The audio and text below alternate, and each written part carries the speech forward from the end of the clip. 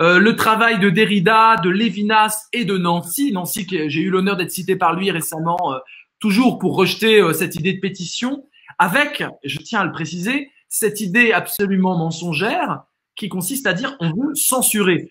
Je vais dire un truc, juste une ligne là-dessus.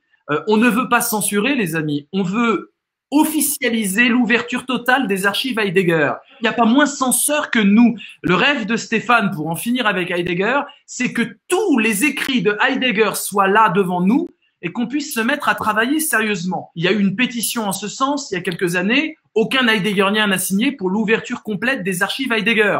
Nous voulons ouvrir toutes les archives Heidegger et que tout soit à la disposition des chercheurs. Donc on n'est pas dans une censure, on n'est pas dans une politique de culpabilisation générale, on n'est pas dans de la cancel culture.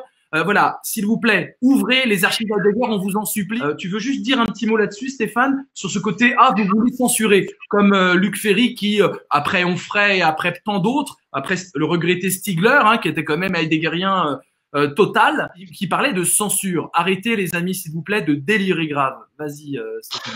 Bah, t'as tout dit en fait, c'est que nous on veut pas censurer Heidegger, ça n'a aucun sens. À l'époque d'Internet, si on veut trouver des textes, si on veut trouver Mein Kampf ou Céline, on les trouve en 2 minutes.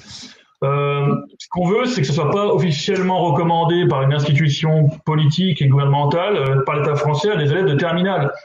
Vu qu'on voit très bien que les adultes qui ont même travaillé Heidegger n'y comprennent parfois rien, on voit mal comment des ados de 17-18 ans pourraient se démêler au milieu de tout ça alors que c'est un merdier infini.